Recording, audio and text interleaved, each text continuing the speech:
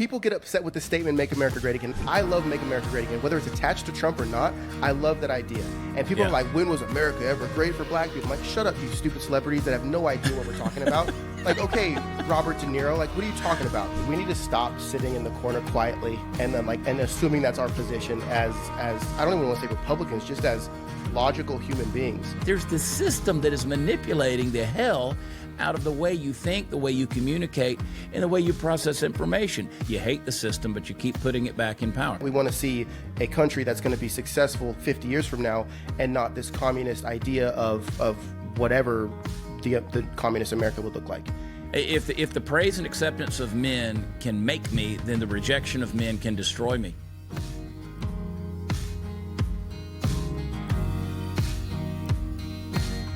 Hey guys, this is the Chad Prather Show. Thanks for tuning in. If you're listening, we look good. You could watch it too. You could go over to Rumble and just search out Chad Prather YouTube. We now have 2 YouTube channels. There's Chad Prather and there's also the Chad Prather Show. There's no live chat on the Chad Prather Show channel yet because guess what? Whenever YouTube looks at live chats, they gauge the algorithms based on how many people are participating. So if we have a new channel, it's smart to not have the live chat active just yet. So I know some of you guys like to get in there. You guys are like an old AOL chat room, like, hey, are there any hot chicks in here or whatever? Just chill. We'll get to that point. Relax, folks.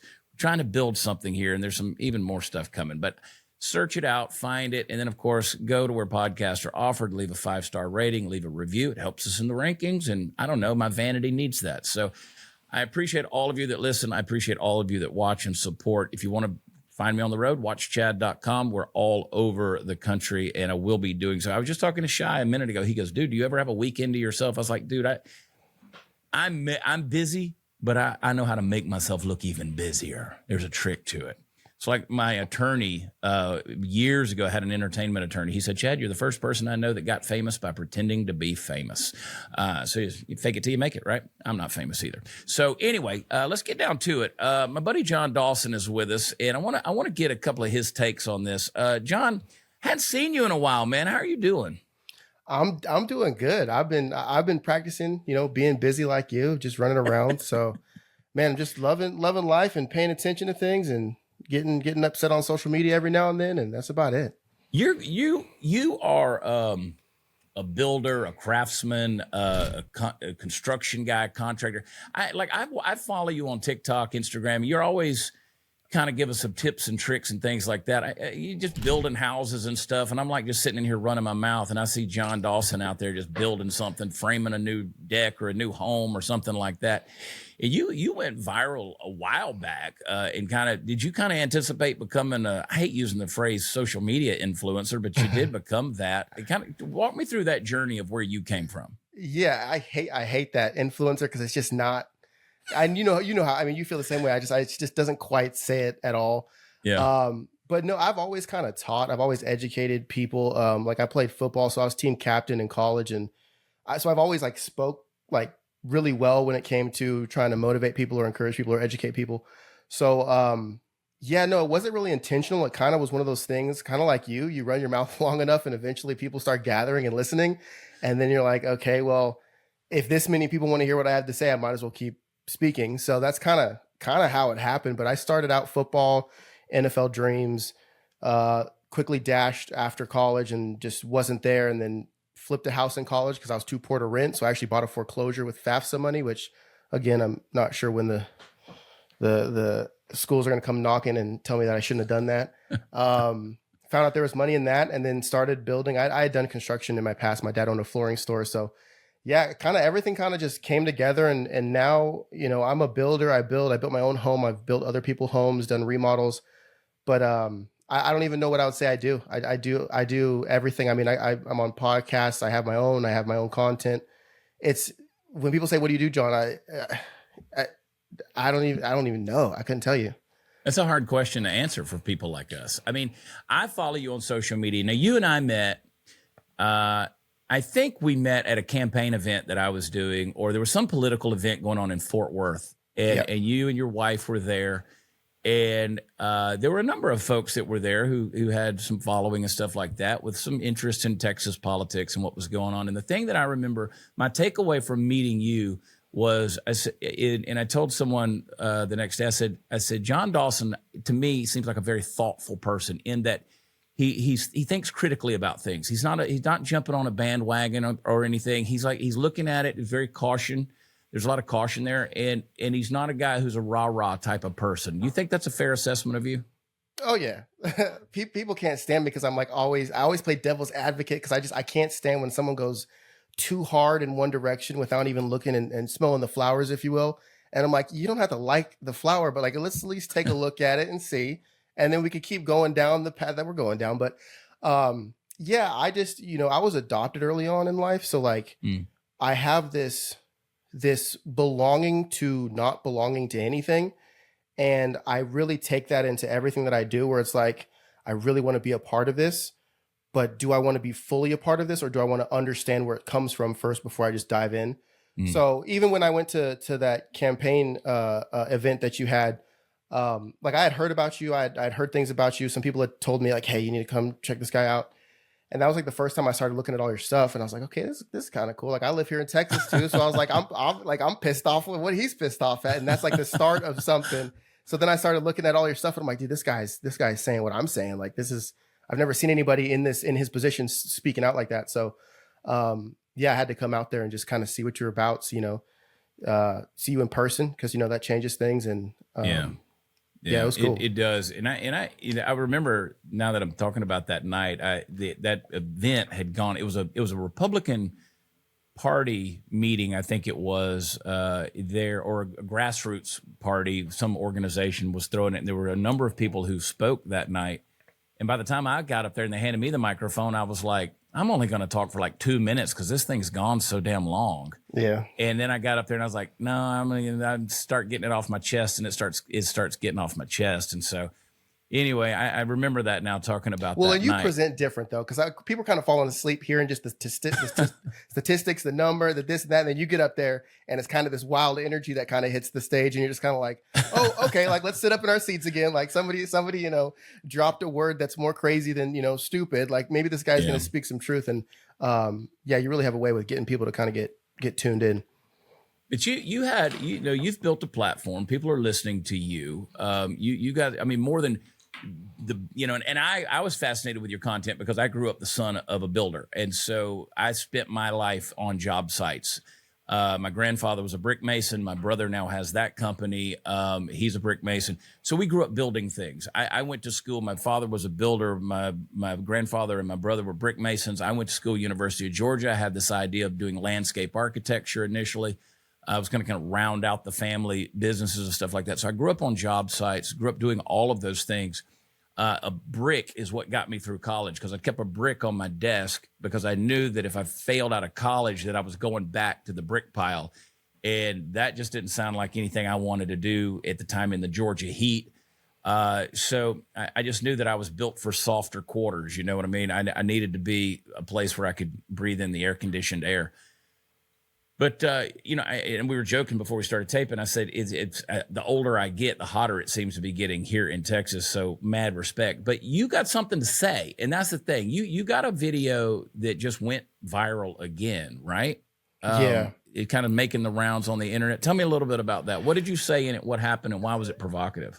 Yeah. So the video that I posted, and I think a lot of us, just like what you spoke to, the way you grow up, and it's not necessarily like, in the trades, any kind of blue collar family that grows up, you kind of figure out how to make things happen with nothing. That's kind of how you turn nothing into something.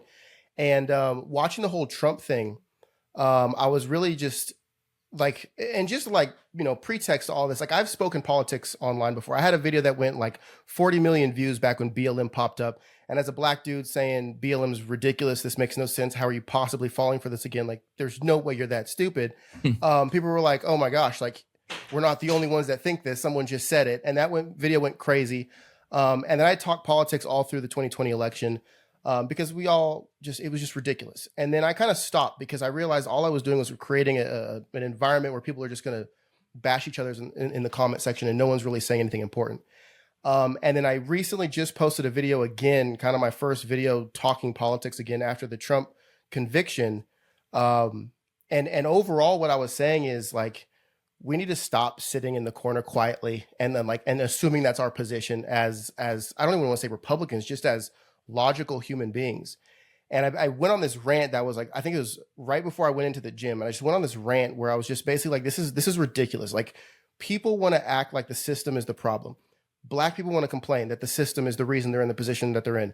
Poor people want to complain that the system isn't giving them enough. The regulations are stifling them from getting a higher minimum wage, getting livable housing prices, all these other things. They want to complain and whine and bitch about all this stuff. Then they go and vote for the exact same people that are not paying them enough money, that are raising the house prices, and that are inflating all of their groceries and all of their gasoline. And I'm sitting here being like, you realize the one person, the one president that's been convicted of 34 felonies was the guy that these people hate. And you guys are clapping and screaming and excited that the one guy that was going to lower all of these prices, the one guy that was actually here fighting against this machine. And that's what I said. I'm like, Trump is the rage against the machine. And I'm like, the one guy that's actually pissing off the people that are screwing your lives over, you guys are happy is convicted. And it just was this moment of like, just being like, kind of helpless, of just like, I don't know. And I don't mean this in a disrespectful way, but like, I have no idea how to like speak to people who are stupid. Like, and I don't mean that like negatively. I just mean like, I'm like, you feel like you're just like trying to explain a simple word to a toddler. And you're like, I can't break this down any simpler than this. Like, and you still don't get it. And I'm just frustrated. And then I think a lot of people identified with that. They were like, oh my gosh, like that's how I feel. Like, I feel like I just can't even explain the simplest of ideas to these people with them out just freaking out and calling you a Trumper or a cult, follower, whatever it is.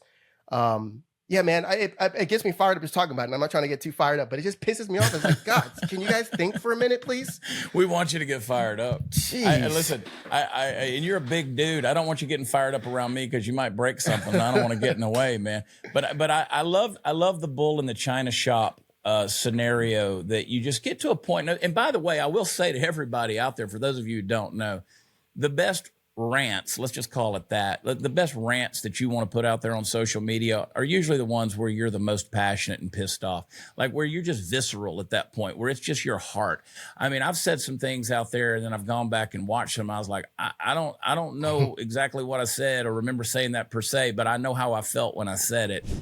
Hey guys, let's take a quick break in the show and let's talk about my friends over at Patriot Mobile. For 10 years, they have been America's only Christian conservative wireless provider. And when I say the only one, trust me, they are the only one. Another thing about them is they've been a partner of this show for a long time, and they're very good personal friends. I love these guys. I know their values, and they're just good people. And I'm happy that they partner with this show. I'm so proud of them. Patriot Mobile has offered dependable nationwide coverage for a long time, but they give you the ability to access all three major networks now, so you do not have to worry about ever getting out from under a coverage area. You've grown accustomed to having it, so you might as well keep it. But here's the deal. With Patriot Mobile, you don't have to fund the left or their causes, because with the big three, if you pay your bill with them, guess what? They're going to fund things that you don't believe in. It's a fact. It's true. Check it out. Do your research. So when you switch to Patriot Mobile, you're sending a message that you support with your hard-earned dollars. You support free speech, the Second Amendment, religious freedom, the sanctity of life. You're going to honor military veterans and our first responder heroes. They got a 100% U.S.-based customer service team that's going to make switching easy. You can keep your number, keep your phone, or you can upgrade. They'll help you. Switching is easy, and their team will even help you find the best plan that fits you and your family's needs. You can go to patriotmobile.com. That's patriotmobile.com. Don't forget to add /Chad on the end of it. Or you can call them on the phone, 972-PATRIOT. You get free activation with promo code CHAD. I spell it, Chad. Join me. Make the switch today. patriotmobile.com/Chad. That's patriotmobile.com/Chad, or call them, 972-PATRIOT. And those are the things that tend to resonate the most, and certainly that's what you did. I think by and large people are pissed, right? You bring up a good point. You did in the video as well, where you're like, hey, listen, there's this, there's this system you bitch about, but at the end of the day, you keep putting the system back in place. And I'm not, I've run for office as a Republican, but I don't consider myself a very good, party Republican or anything like that. Hey, should I go over there and grab the dogs, kick them down the stairs right there? They're going to start fighting. Man, we're just doing it old school over here, John. No, they're playing with each other. But you get to a point where you're like, listen, I'll call out the Republicans. I'll call out the things that I disagree with. I'll call all of those people out. I'll call out, obviously I call out the ideologies I disagree with. You're right. At the end of the day, you got these political elites, you got permanent Washington, and then you got people like us who are out here having to deal with the system that they're creating. And then we hate the system, but we keep pandering to the system. And it's like, after a while, you've let it get so big that we have no control over it and we have no power anymore. I had and I'm big on, not big as in a big creator on TikTok, but I'm always watching responses on TikTok. And I had someone just making fun of, people that are upset about Trump being convicted and claiming that we want to change the rules and change the laws in order to save Trump. And I had to hold myself back from making a video, but I was thinking about because the government, in my opinion, I don't trust it, right? I don't think people have trusted it for a very long time. And I was thinking through all the things that get taken care of in this country. And I think one of the tipping points with the Trump conviction is we look around and we realize that we have to pay taxes. We have to make sure we get our taxes. They can find every dime we spend everywhere, cash, card, Venmo. They're gonna get their money, right? They're going to pinpoint anybody who's speaking radical, anybody that's saying something crazy. They're gonna take your content down. They're gonna combat disinformation, misinformation, radical anything. They're going to be able to pinpoint all of that because that affects the power of the government. That affects the chain of command. And then one of the other straws was TikTok being banned.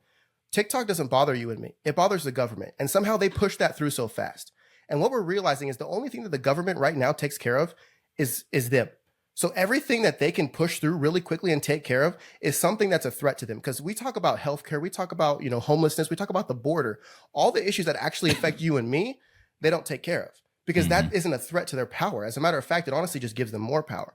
So at some point, I think a lot of people realize holy crap, Donald Trump was a threat. These 11 transactions, the misplacing of where this transaction should have gone under, and then turning that all the way up into felonies, 34 count felonies, is us realizing that they have a threat from Trump. Because if they really cared about justice, they would have done stuff with the Epstein. They would have done stuff with, Burisma. They would have done stuff with a lot of, I'm not going to get into all of those, but there's a lot of other presidents, red and blue, that have done criminal acts that are way more serious than some hush money, right? And I can't name a president that hasn't sent out hush money, right? So it's like American people are realizing that it's not the government for the people. It's literally us serving the government. And when we say no, we get penalized, we get removed, we get imprisoned. And I heard on one of your podcasts the other time, and it's like, I think we're past what's the next step. You know what I mean? I think we're at we're past that last step. And now we're just sitting here just being like what's our move except to just get pissed off? Yeah. It is funny how good little obedient sheep we are. You talk about scandals and criminal activity that presidents have done. You have these people who will say Barack Obama never had a scandal, and it's like you say that because he told you to say that. Fast and Furious, I would say, is a pretty big damn political scandal. I mean, spying on your opponent, I'd say that's a pretty big freaking, but they told you there was no scandal, and therefore you're just going to parrot back. They said, well, there was no scandal. And the list of stuff, I mean, a month ago, they were saying that I got a kick out of Joe Biden coming out there and mumbling out in his statement saying nobody's above the law. Bro, really? I mean, a month ago, they said he was too mentally incompetent to stand trial. That's literally the definition of being above the law, And what pissed me off about that is what about the illegal aliens, which you won't even refer to as illegal aliens? And you and I live here in Texas. And I'm like, above the law is literally letting someone come into your country against the law and saying that there's nothing wrong with it, telling us that these illegal aliens are above the law. Not only do you leave them, but you give our taxpayers money to them. So it's like not even 2 months ago, you were speaking about how certain people who have committed crimes are above the law, literally. And once again, it's like we constantly get the short stick. We get shoved onto this idea of that we need to just sit here and take it. And then as soon as we get riled up, all of these, puppets out here regurgitating everything they hear, claim that we're out of turn for being upset. And I think that just creates more of an anger in people because you're just like, there's, like I said, it's like trying to explain simplicity to a toddler. You're like, dude, I can't break it down for you. This is as simple as it gets. They don't want to hear it. Dude, they don't want to hear it. I mean, it should be as simple as saying, hey, listen, I have this idea in my head that I've been thinking through. Now I want to transfer it to your head, and I'm going to use human language to do it. And if you would take all your preconceived notions and just set them aside just long enough not to filter through what I'm going to say, and just kind of lay that paradigm down that you see the world through and just hear what I'm going to tell you, it might make sense. Perfect example. And you just alluded to it, it reminded me. So Joe Biden comes out now and says, I'm going to use executive actions to shut the border down. Well, you know, in other years that weren't election years, that's called racist.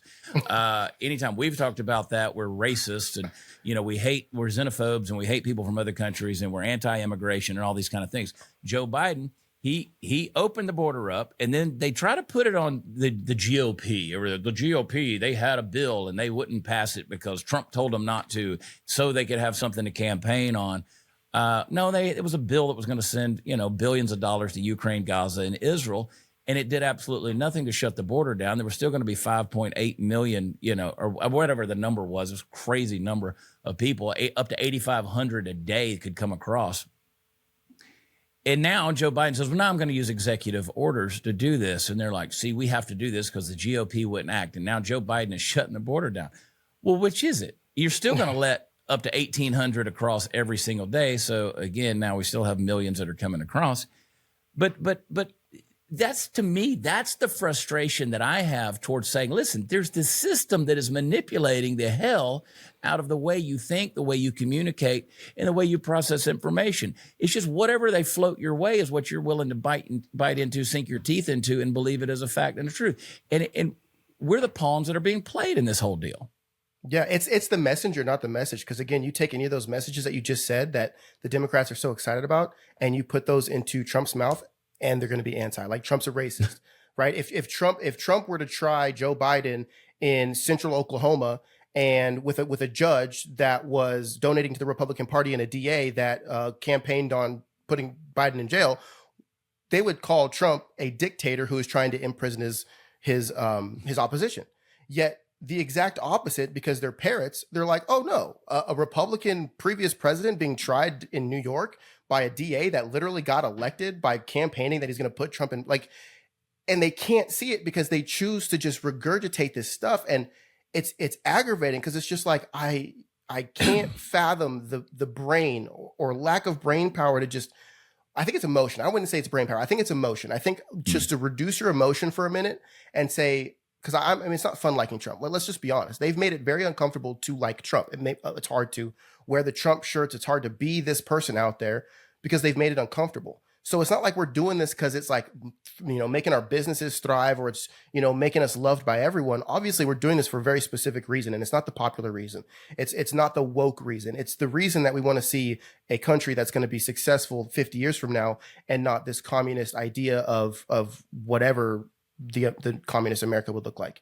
And I try to communicate to people how to remove their emotions and say, listen, if you were to reverse this and literally flip it on its head, you would be appalled. So do you understand why we're appalled? Like, do you understand where we're coming from? Imagine, to your point, imagine what the media would be doing, the mainstream, whether it's politics or the media, whatever, just the mainstream, the voices out there, the big voices. Imagine what they would be doing if this was Donald Trump Jr. in court instead of Hunter Biden on these charges. I mean, this would be wall-to-wall coverage, dude. Like, that would be all they would be talking about. They'd be ready. They'd be like, how irresponsible of him. We should string him up. He should be banned from, you know, everything for the rest of his life. And yeah. That's crazy. But you see my point, though, right? I mean, it's like the hypocrisy is astounding. And it's painful. Like, it's to the point where it's actually painful to see it happen, because part of me, I was talking to my wife the other night and I was like, so me personally, and this is my personal opinion. I'm not putting this on anyone. I personally see very slim chances of Donald Trump being elected, just due to the state of our system and seeing the amount of corruption that's going on to paint the picture that we've painted already. I can't imagine they would stop at what they could do during the election. I'm not gonna say it, but yeah. It seems very discouraging, in my opinion, to say the least. Well, they have no intention of letting him win. Exactly. I mean, Kamala's already out there. No matter how extreme, they have to behave to do it. They have no intention of letting him be the president of the United States. And that's why that video that I put out there that went viral was telling people, I'm like, start speaking up. And I had a couple big content creators that are not political say something. I'm like, if they realize that, because I think a lot of the mystery, they find power in mystery. If we don't know how many people agree with us, like we listen to songs, and I was talking about some of the celebrities that I know. We listen to songs that are top charts. We assume these people are liberal. We assume everybody that's in the limelight is liberal. Right. I've talked to some of these people. I've met some of these people like, hey man, like keep saying what you're saying. I love what you're saying. And I'm like, some of y'all need to just say it. Like stop being scared in the corner. Because if us as Americans start realizing, oh, hey, like my little closeted idea that I think no one else has isn't really that closeted. As a matter of fact, there are people out here who are scared into not speaking up about what they truly believe and who they're going to vote for, that a lot of us don't say it. And I think if we do that, it'll help people understand how much of the country actually is tired of this. So when they do come out with, you know, Biden winning in 2024 with 120 million votes somehow, we're going to be like, yeah, there's no freaking way. Like, are you kidding me? And it's gotten to a point where I think a lot of people are not caring. The economy's such trash. The promises are not being followed up with. That I know a lot of my black friends, they're like, dude, I'm riding with Trump. Like this, like when it comes down to it, I'm about the money. Like if I can't take care of my family, I could care less what color you hang your hat under. I'm not going with you. I'm going with this guy because at least it's different, and I'm going to see if he can do better. But I was talking to my wife, back to my point, and I was like, I wonder if we need to have Biden for another year, because I don't know, or for another term. I don't know, and let me know what you think about this. I don't know if Trump gets back in and he kind of rights the wrongs and rights the trajectory of our country, if we're going to end up with this next generation once again being in a fairly good economy, having fairly good housing prices, having all this stuff kind of play out to where they once again get delusional and they start diving even deeper into this whole LGBTQ or BLM activist, or, you know, whatever it is that they want to, you know, drown themselves in that's completely pointless. Are we going to go further down that road if America becomes a little bit easier again? Or on the flip side, if this becomes more extreme, if prices continue to go up, if our freedoms continue to be stifled, are these kids that are growing up soft as baby hands going to eventually be like, oh shit, like I need to start making different decisions. I need to start actually figuring out how I can get food on my table instead of worrying about that random dude on the bus who misgendered me. Like, I don't know. Yeah, you know what? You bring up a valid point. I haven't thought about it from that perspective, so I appreciate that perspective. You were an athlete. I was an athlete. You know, you used to long for those easy practice days, right? Like if you're playing football, couldn't wait till towards the end of the week, getting closer to the game, where we were just going to go no pads, just wear helmets, right? We were just going to kind of 3/4 speed, half speed kind of thing. As a baseball player, I loved it when we got deep in the season, maybe got into some playoffs, and we weren't, you know, having to do extra sprints and run the longer mile. Like it was kind of easier, but it was kind of nearing that end, right? We were coming down to the game, and you didn't want to wear yourself out too much. But man, in a lot of ways, you kind of lost your precision. You lost that strength that was there. The easier it gets, it does breed a little bit of slothfulness, and that's what has led to this manufactured oppression, victimhood, and identity politics that's out there. So you bring up a good point. You know, if it gets a little bit better, we're just going to see more soft shell, you know, human beings out there spouting their rhetoric everywhere from college campuses to city streets. You know, so you know that's an interesting perspective. And let me ask you this too, because you brought up, you know, you're out there, you make a living with your hands. You're a hardworking guy. You're a skilled person. You're a craftsman. You rely on an economy to be strong enough to be able to go out and do these jobs. I know, talking to my brother, you know, people got to have money. They're not going to put masonry, you know, brick work and flat work around their swimming pools if there's no money there, because they're going to have to put it somewhere else. I'm being told that this is the strongest economy we've ever had. I mean, Joe Biden has worked a miracle in this economy. I mean, just look at the stock market. Look at all these good things. What's your perspective from the street? That's bullshit. I mean, I'm paying more to run business and people are wanting to pay me less to get my services. Mhm. As simple as that. People don't have money, so they don't want to pay me, but I'm paying more to get what I need to get to do business. So my profit margin is shrinking on both sides. So it's like when you think about us middle class who are out here with service-based businesses, we're dealing with just kind of this crunch in this economy for us to figure out what can we cut, what can we sacrifice, what can we, how do we do things more efficiently, which again costs more money or costs more time for us to put in, systems and whatnot. And it's not great. I constantly ask people. I had somebody the other day tell me like, "Oh, well, I know you don't think it, but Biden has a great economy." I think I was listening to Don Lemon on some podcast, and he's like, "Well, people don't think it," but I'm like, dude, like, can you come down from your castle for a second and come frame a house for 2 days? And I want you to run the books. I want you to buy the lumber. I want you to hire the guys. I want you to pay them what they're worth. I want you to get this done. I want you to deal with the customers, the change orders. And I want you to tell me if this is a great economy. And then I want you to go out and buy work boots and tool belts and tools and diesel and def and tell me where's this economy that's supposedly amazing? Because I can't stand, the one thing that drives me nuts is people who sit up in their glass castles looking down at something that they haven't even been in for decades, or maybe even ever, depending on what family they came from. And they want to talk about how things are looking great. I'm like, yeah, okay. Must be nice to have your 17 vehicles in your glass covered car garage, right? Like it's disrespectful in my opinion for a lot of these people, especially people like Joe Biden, who like, he's never been out in the world not being somebody. Like this guy has been in politics longer than twice my life. And I'm like, don't talk about something that you haven't been in an economy since my dad was in high school. Like you don't know what anybody out here who lives paycheck to paycheck or who's having to finance a car or is trying to figure out how to apply for a mortgage. You don't know anything about that.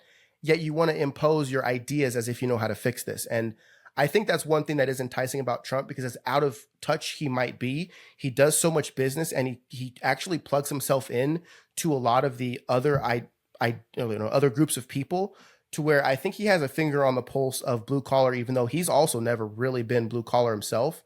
I think he employs and hires and works with blue collar. So Biden doesn't do that. And a lot of most politicians, if I'm being honest, don't do that. So anybody that tells you the economy is great, they must be in drop shipping from China or something. I don't know. Or just got money to burn or something. Yeah, It trust doesn't make funds sense aren't to me. economy. Get out of here. Yeah, I mean, and listen, in full disclosure, I've been blessed. I work hard. I live on the road. I do a lot of stuff. I'm out there. I'm fortunate enough that, we do pretty good. We're able to hire people in the entertainment industry. From my perspective, I mean, based off of a lot of people who do what I do, I'm pretty successful. But I go out there and I look at things and I'm like, this is crazy. Like, there's no extra money for people to go on a vacation. They can't afford to buy a home anymore. Interest rates are through the roof. And God forbid you're a business owner, specifically a small business owner trying to do something. They talk about job growth. Well, people are having to get into the gig economy. They're having to come home from work and then jump in their car and go work for Lyft or Uber. Or DoorDash or something. I did real estate. I did house flips and I did Airbnbs and remodeled and flips and whatnot. And even that, I mean, people aren't buying houses. I mean, you're priced out of buying a house. Even if you could afford a $700,000 house 5 years ago, now you're looking at a $500,000 house. Even though you make the same amount of money and you have the same amount of disposable income, you're now dropping your house, which means you're getting a house a fraction of what you used to be able to get. So people just aren't buying because they're praying that eventually this will fix itself. Yeah. But if you're sitting on a house, I have a buddy of mine who's sitting on 10 houses right now. He sold one in the last 4 months. And it's like, people are just like, I mean, the rates are coming down, which is great. But even then, people are just like, it's got to get better than this before I buy. So everyone's hurting. And that's a good example. I've been selling T-shirts for 30 years, and I was in our warehouse the other day, and we've got one that says, assume the position, and it's a person bent over with a gas tank and the hoses shoved near their ass. And I said, we should promote this shirt so we can get rid of them. And my business manager, she says, well, gas prices have come down though. And I go, not to where they were. They might have come down from where they were maybe a year ago. But if it's still costing me here in Texas, $3.69, $3.70 a gallon for diesel, I mean, it's still it's still not good, right? I mean, and the reason I bring that up is all of us, in many ways, if we're not paying attention, we fall into this trap of justifying where we are and saying, "Oh no, things have come down a little bit. It's good." You guys forget, $1.75 gas. I mean, when Trump was in office, it was pretty damn good.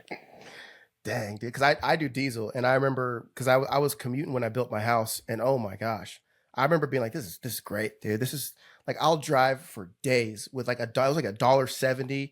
I had my gas station that was like 5 cents cheaper. I'd always go there, and I'm like, dude, I'll put 300,000 miles on this truck. Like I'm stoked. And now I'm like putting $160 in, and I'm just like, I'm not happy about this. Like when you know where it can be, you're always going to be pissed off where it is. And the justification of it and just seeing where a lot of our money does go man, it's what you just said is very profound, John. If you know where it has been, say that again. If you know where it has been, you're pissed off with where it is, right? Yeah. You're gonna be like, I don't remember. I'm gonna rewind it. Yeah, you said I don't remember what I say. You said it far more profoundly than I did, but I'm just saying that's you're great because if you've and that's why. And honestly, John, that's why older people historically always look at the next generation and go, we're screwed because you look at where you are right now and you look at where things were. And I think that's why the Make America Great Again slogan resonated with so many Americans, because they're like, listen, we know where it was and but now we know where it is, and where it is doesn't compare to where it was. Let me say something on that. I just want to say, because I made a video about this and it actually went pretty viral, because this is, and I don't know what the demographic of your audience is, but I don't know if you have any black people that follow you, but there's biggest 2 or 3. Yeah, there's. I'm one, but I get frustrated because people get upset with the statement "Make America Great Again," and I love what you just said because it's so true. I love "Make America Great Again," whether it's attached to Trump or not. I love that idea, and people are like, "When was America ever great for black people?" I'm like, "Shut up, you stupid celebrities that have no idea what we're talking about." Like, okay, Robert De Niro, like, what are you talking about? Like this white victimhood of like, we were so terrible. No, dude, get out of here. America was great when you could have a single income home and go on vacation and still live in a 4-bedroom house. When you could actually have a car for you and your wife and go to the grocery store and fill your fridge and still have money left over to buy your kids toys on Christmas. That's when America was great again. It has nothing to do with race. Honestly, when America was great, 1920, when black families were actually living together, families were actually having Christmases together, fathers were in their households, kids were growing up and actually starting to get significant education so that they could actually enter the workforce at a higher level than just entry level. That's when America was great again. And people love to like bring it into race, but America was great when all of us worked together, when we supported micro and macro economies. We saw people who were selling something and we went out and bought it. We didn't complain that it was more than what we get on Amazon. And too many people want to sit here and complain, when was America ever great? If you don't think America was ever great, in my opinion, I suggest that you continue paying high prices, and we're going to create an economy, Texas, if you are interested, that we're going to figure it out, and we're gonna create something that benefits people that are in the immediate vicinity. We're gonna create something where people actually thrive off their skill level and not off of just existing. You don't deserve top wage just because you woke up in the morning. I'm sorry, you have no talent. Try actually honing your skills and then complain about what you get paid. And this idea of America was never great is just ridiculous, especially when you talk to the older generation. Right? These people are, oh, the boomers took all the money. Okay, so America must have been great then. So why wouldn't you want that again, where you could take all the money and you could buy a house for $30,000 when you make $80,000? Like, it pisses me off that everyone wants to just remove the idea that America was great purely because we had some shortcomings, and we will continue to have shortcomings. We will always have shortcomings, but we have worked at them. You don't own me. I don't have to be a slave. That is progress. America's not perfect. Right? Every time we move forward each year, things get a little bit better. But if we decide to throw all that out the window and complain about how America is terrible and we want to just be victims and claim that we're just colonizers, then you might as well just go, honestly, kick rocks. Like at that point, what are you doing here? I love the way you talk, John. I tell you, dude, brother, listen, you speak my language, and you speak it at my cadence too. And few people do talk that fast and say it that way. I love it. And what you said, I mean, that is a show in and of itself. I mean, that's a viral clip, and we're going to make sure it goes viral. Because I'm telling you, it makes so much sense. Again, which goes back to the thing is people don't want things to make sense. You can't break it down. I mean, whatever the Apostle Paul says in the New Testament says, I want to eat solid. I want to give you solid food, but you guys, you can't even drink the milk here. I'm trying to give you something easy, and you guys just won't take the nipple. Yeah. So, and maybe too many people are on the nipple. Freak, I don't know. Simplicity is scary though. Like I tell people, even with any issue, if you can give them an answer that's simple, it's just more complicated than that. I talk about that with racism when I talk to black people. I'm like, hey, if you can work on yourself and you can uplift everyone that comes behind you and turn around and give them your skills, you can change a generation. No, it's more complicated than that. I'm like, no, it's not. As a builder, I remodeled the first house I did in Waco, Texas. I remodeled a house on the corner. 5 houses got remodeled in the next year. Right? I didn't have to remodel 6 houses. I remodeled 1. I showed them that it was possible. It was a black neighborhood. It was in the hood. I showed them it was possible. A lot of them knocked on my door while I was working. Hey, it looks great. Next thing you know, their lawn gets cut. Their new fence gets put up. They put new paint, right? They get new gutters. And that's all by leading by example. Hey, a young black man was up the street. He just remodeled this house. If he can do a little something, I could do a little something. And then you teach him, you help him. That's how you uplift a generation. That's how you uplift a culture, if you will.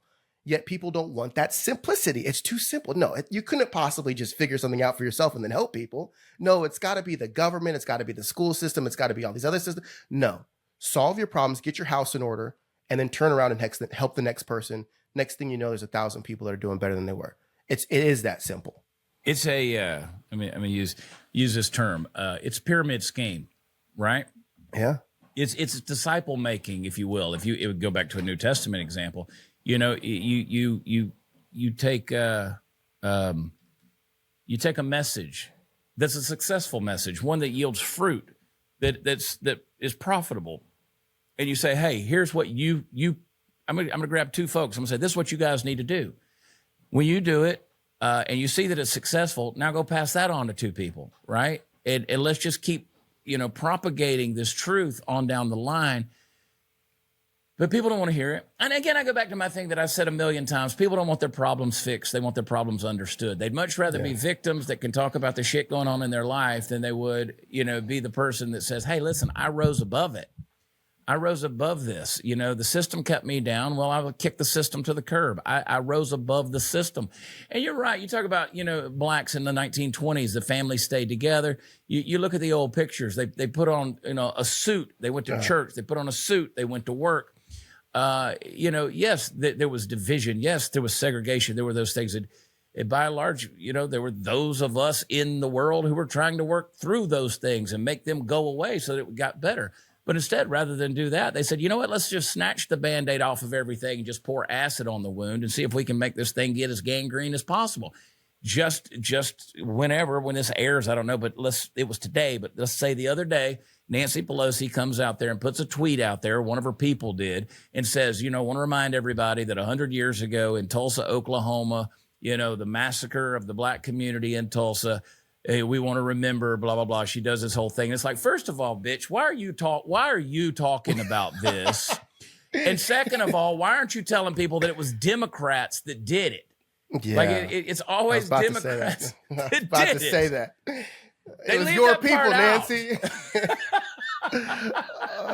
But see, they know, and I say this with love, they know the ignorance of a lot of people in America of all races. And they know that they won't ask questions and they will just take it and they will feel victimized, or they will feel like they were the victim, or they'll feel like they were the one that took advantage of these people. And they're going to feel an emotional thing about it. And once again, the Democrats will swoop in, make that emotion feel better, and then they'll get the vote. And that's all that the Democrats do. That's why they're constantly posting and reminding. Let's talk about racism. Let's talk about sexism. Let's talk about all these things so that when we need your vote, we can pull on that string that we planted right there in your heart, and you're going to vote for us. And it's genius. I tell people all the time, if I ever wanted someone to launch a campaign, a marketing campaign for my business, it would be the Democrats, because they know how to sell nothing to everyone. And everyone buys it because it's all an emotional manipulation game. And if you can break free from that, like we're talking right now, where it's like, this is not a hard concept. Neither one of us, I'm not calling you stupid, but I'm just saying neither one of us are the coldest beer in the fridge, right? But we're simple as can be. Exactly. But we can grasp the fact that if you work hard, good things happen. If you stop complaining and take responsibility, good things happen. And if you vote for the shit you don't like, bad things will happen. I have people who think they're insulting me on social media say, Prather's not as smart as he thinks he is. Are you kidding me? At what point in time did I ever tell you I was smart? Like that has nothing to do with anything. Like I just kind of see through it and I'm like, well, common sense is dead. So maybe if we utilized a little bit of that, but common sense pisses people off. So, hey, let me ask you this, John. Have you always thought like this? How old are you? I'm 32. 32. Have you always thought like this? Yeah. So I was really blessed to have a dad that, he was all business and he had me question everything. Everything. We would be on a job and we'd come to a corner where we had to cut some flooring. What do you think is the best way to do this? Or I would go and I wanted to get my 86 BMW blacked out with the black windows, the black wheels. And he's like, okay, so what do you think the repercussions of doing this are? He let me, I did it. And I got pulled over about once a week. And he was like, there you go. So he just always had me just question. Right. And I hated it. Right. We all hate it when our dads are like telling us stuff when we're kids. But my dad would, I love my dad. He was never the really fun guy. We didn't really play games. We didn't do anything fun that much, but everything was a lesson. When we were in the car, we were either praying for people, we were talking about what we were going to handle, or we were trying to, like solve some random problem just cause. But we didn't just bump music. We didn't just talk about mindless stuff. So I was raised just never taking things for face value. And then my belonging, like being half black, half white, like I wasn't white enough for the white people, wasn't black enough for the black people. Everybody's heard that. So I've never felt like I needed to belong. So that gives me this kind of hard shell of like, I don't care if you're a conservative and hate me, or if you're a Democrat and you hate me. Like I've never tried to belong to any group. So with that, I obviously just take things with a grain of salt and realize that both people have really great points and everybody has valid ideas. And if you can be, grounded enough and emotionally intelligent enough to just take both of them and make your own conclusion, who cares if you're the only one with that conclusion? Like live it up, do what you think's best. There's something to be said for a dad, right? I mean, you have a beautiful family, and the importance of that, like this war on the sexes, if you will, or the genders. I don't even know what you're supposed to call it anymore. They've gotten it so confusing. I mean, just the war on women and the war on men, the war on masculinity, the war on femininity, the war on fathers, the war on mothers. You saw the Harrison Butker thing. I didn't know Harrison Butker's name until he gave the speech at Benedictine College. I mean, I assumed the Kansas City Chiefs had a kicker. I didn't know who he was. I didn't care. And then he gives a speech and all hell breaks loose over this deal. And where he didn't tell women to just stay home and be moms and whatever. He just said, I'm sure a lot of you are looking forward to that. And that's okay. Yeah. That's okay. Yeah. But then we've seen this huge thing where there's been this deal of the role of men. You're a perfect example of that. Your dad he didn't make it so easy for you, right? He let you critically think out, hey, which I always say the definition of critical thinking is you start with, how am I wrong? He let you sort that out, right? Like, how do you think you might be thinking wrong about something like this? And I think dads are critical to that kind of thing. What are your thoughts on what we're seeing happen in society? Oh man, dads. I have two daughters. One just turned 7, one's 4, and how much they look to me for stuff, and they look to their mom for stuff. But they know that like when I talk, I'm serious. Like if I say something and I have my serious tone, like that's it. That's the thing. Mm-hmm. Like I'm not here to go back and forth with you. I don't want to hear, what your excuse is. I'm just letting you know what this is. And now, whatever you choose, I know you have that information, right? And you're going to learn. And I let them learn. I let them fall. I let them make the mistakes. And then we like, okay, so now you got to fix it. And that's huge. And I love how mothers are, but they're different. Women are more nurturing. That's how they're made. And I made a couple of videos on the Harrison Butker situation. And I find it bothers me that you can go out there and preach to a woman that you're going to be an attorney, you're going to be a doctor, you're going to be, all these large, in charge boss roles. And you can preach that to a woman, and everyone's going to clap you up. Oh my gosh, You're so great. But if you preach to a woman that you can be a homemaker, you can be a mother, you can literally create human life and curate it to be something in this world, all of a sudden people feel like they have the right to shut you down and shun you. Because and simultaneously, these feminists will say, "Oh no, we don't care if you're a homemaker." But like I compared it in my video, I'm like, homemaker to a feminist is like it's like being a prostitute, right? They love to say to a prostitute, "Oh, it's fine, yeah, like we support you, But then when you're out in public, they're like, "Oh yeah, like we don't really talk about those people. Like we pretend we support them, but like we don't really like they're not really one of us, right?" They pretend that they support it, but they really don't, because every time you talk about it, there's a problem. And I truly believe that they're trying to remove the masculinity in this country purely because the masculinity is what gives us the line, the line that won't be crossed. And if you remove that, then we don't have a line and you can go anywhere you want. And a father, I think is, and I'll say this, I think it's the most important role in a family, especially when you look at the statistics of single mothered homes and the suicide rates for children is significantly different because women, I mean, I'm not saying all women don't, but women don't have that hard, I would honestly say kind of mean way to go about it. And kids need to learn that mistakes aren't detrimental. They're just mistakes. Failures aren't the end. They're just failures, right? And if you coddle someone and say, oh, let me solve your problems, as soon as they get punched in the teeth, they're going to look for you and you're not going to be there because they're out on their own now and they're going to lose it. They're going to be done. They're not going to be able to cope. But if they get punched in their teeth right in front of you and you say, figure it out, little Johnny, and little Johnny figures it out, when he goes out in the world and gets punched in the teeth, he's like, all right, I got this. I keep moving because it's not that big of a deal. So again, I think that the deconstruction of the family unit is very intentional, very specific. And it's the reason why we have a lot of the youth that we have today where, I can't find an employee. I'd pay them more than they could ever deserve and they still can't show up on time. Oh, because they didn't feel like it. And I'm like, whoa. I didn't ask if you felt like it.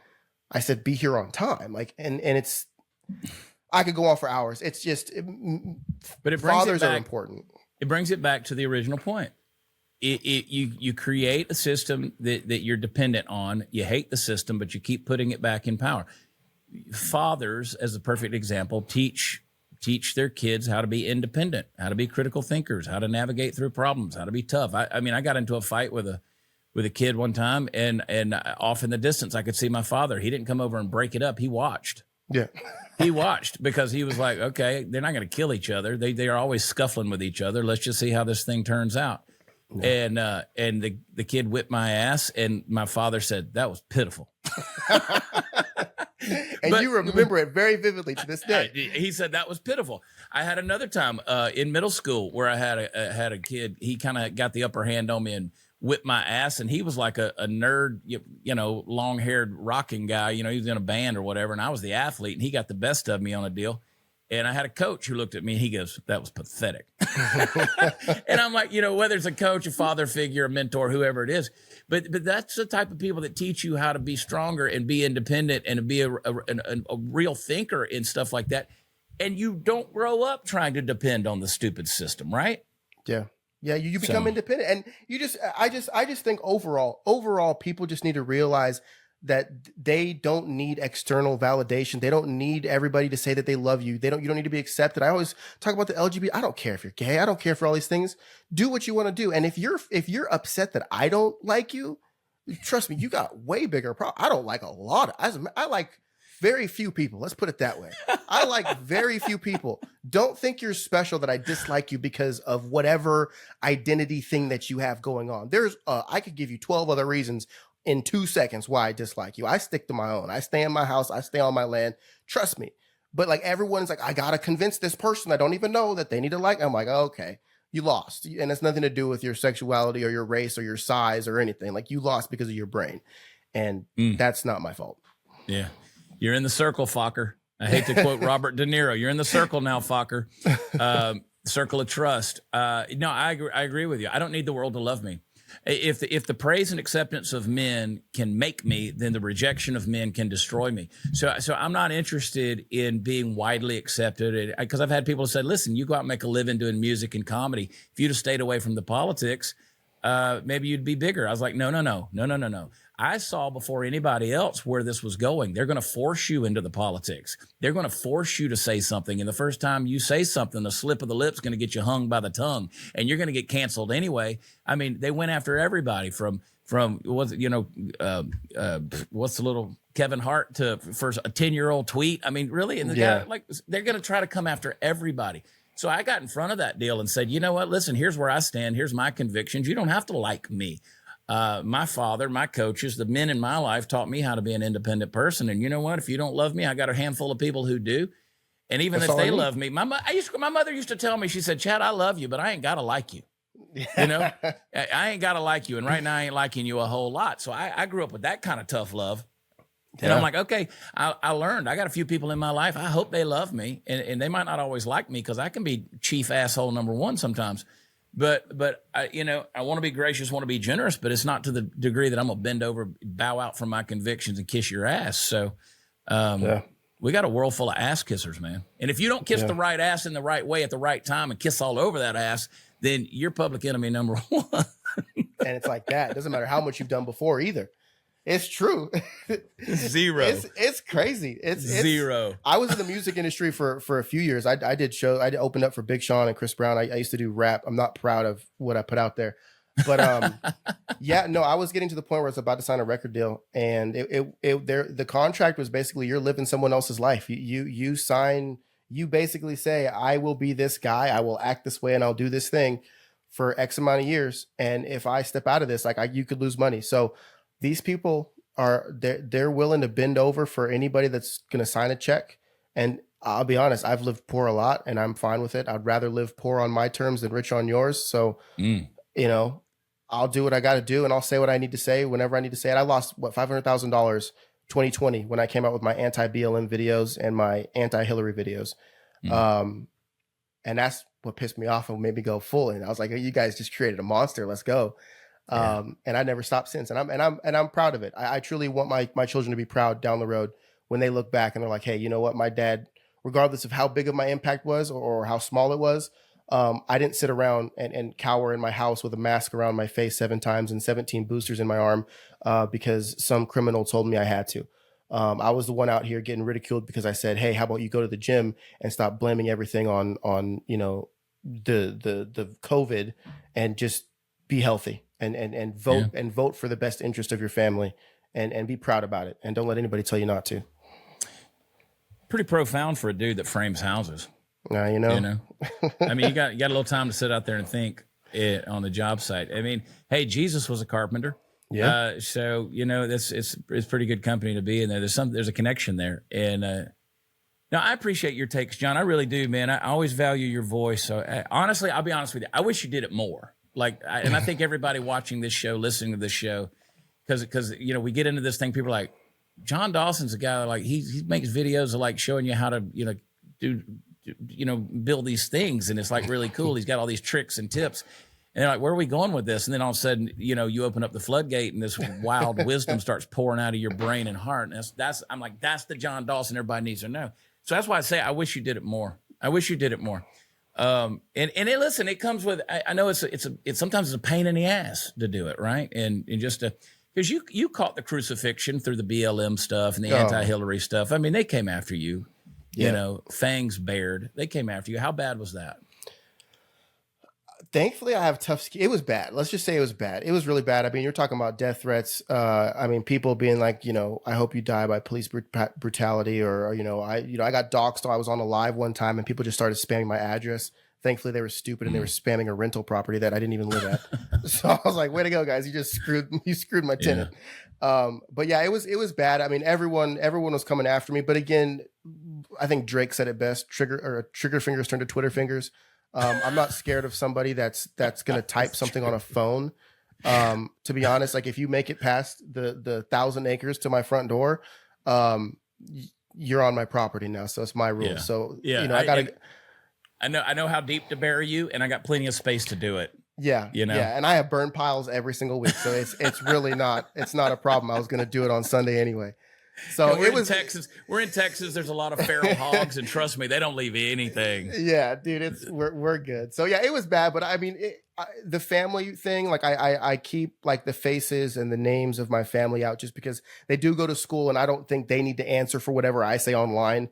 I'm a nobody, but I still get recognized. We go to dinner. We go to Atwoods or something, and people are like, are you Jon Dawson from? I think it's the hair. I just look very specific, so it's hard to miss. You're unique. Yeah. So I mean, I want to speak out more. I do it. I talk a lot, so a lot of it needs to be cut out just because I'm always going. So it's good stuff though. It's good stuff. And listen, I encourage people. How big of it? Let me do this. You can tell me not to put this out there if you don't want to, but if somebody wanted to hire you, like to come work on their stuff, work on the house, remodeling, build a deck, build a house, whatever it is you want to do. How big of an area, what region are you working in? Let's put it that way. So I'm in like Central Texas. So pretty much anywhere from let's go Hyco to Fort Worth is pretty much where I do it. But I'm kind of expensive because I do more of a building science. Like I don't build the cookie cutters. It's more of a custom home, high efficiency.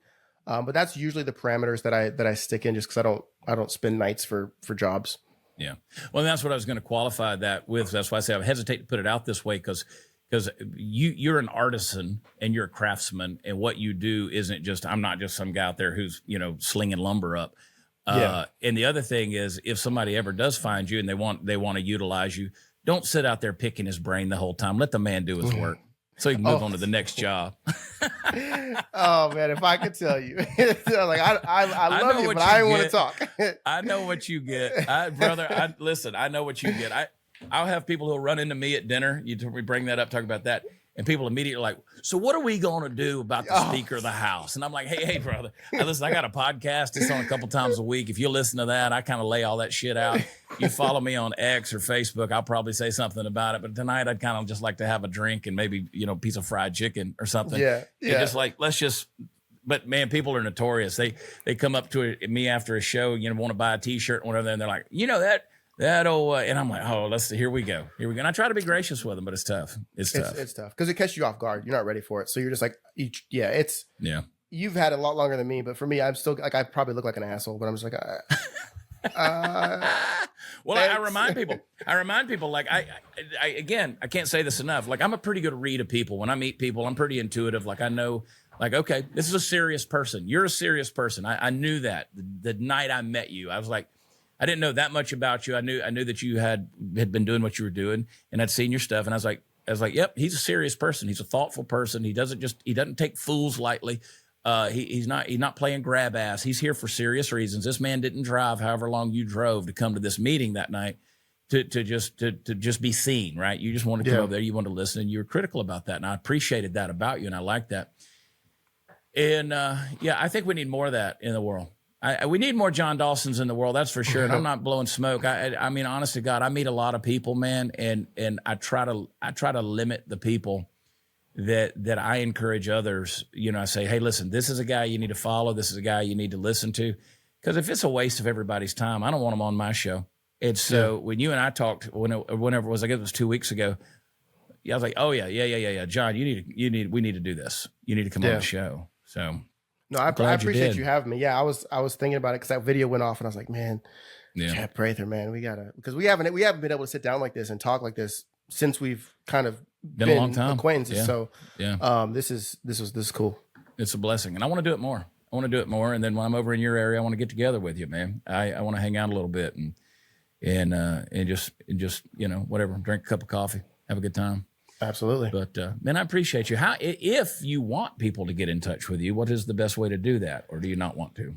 I mean, they can find me on social media, Jon Jon_Dawson. That'll pretty much, if you just Google that you'll see my face from 1,000 different things. So, and I will remind everybody, it's Jon. There's no H in there. No H. There's no wasted letters. No, just Jon. We are precise to the point and very intentional. I love it. Yeah, follow him on social media. You'll get a kick out of it. It's entertaining. I mean, you're like, dang, I didn't know I was going to be entertained by watching this guy build this, but I'm really entertained by doing it. So I had one of my dad's foremen. I'd work on my dad's job sites, and I asked him one time, because I hated being on those job sites, because I got the grunt work. And I asked him one time, I said, what motivates you to do this job? He said, at the end of the day, I like walking down to the end of that street or driving at the end of the street and looking back up and seeing what I did that day. Right. Yeah. It's like, there's something about that. That's an ethic I think that's lost. And you keep the spirit of that alive. And I appreciate that about you. And then you slap people down with some wisdom bombs too. So both of them I can walk away from and look at the good work I did. I like that. That's a good perspective. It's fun. I enjoy it. That's a good perspective. Jon, I appreciate you. Give my love to your lovely wife. Hug those kids, and they don't have to know who it's from, but just, I appreciate you, man. I appreciate you as a man, as a friend, as a dad, as a husband, just all these things, man. And just as an American, you're a good guy. And I appreciate you coming on. Thanks for it. I appreciate you. Thanks, Chad. Yeah, man. Hey guys, for the rest of you, don't just follow Jon. Follow me too. You can find me at Watch Chad on all the socials out there, on X, on Instagram. Stirring the pot. That's what we do, and we have a good time doing it. I mean, take it with a little grain of salt, folks. We really do mean it with some humor out there when we tell you you're stupid. But, listen, we're all stupid together. It's okay. We're trying to figure this thing out. Nobody's got life under control. So let's figure it out. WatchChad.com is where all the fun stuff is. You can find me on the road. I'm headed to a lot of places: Ohio, Illinois, Oklahoma, and then off to the races, man. We are all over the place. Even just got a call this morning. Going to do a couple of shows up in Alaska. Looking forward to that. Hopefully it won't be in like January, so we'll figure it out. But anyway, I love you guys. Drop me a line, chad@thechadprathershow.com. I appreciate Jon Dawson. I appreciate you guys. Ratings, reviews, we love them. Do it where podcasts are offered, and we'll see you next time. We love you. God bless you. Bye.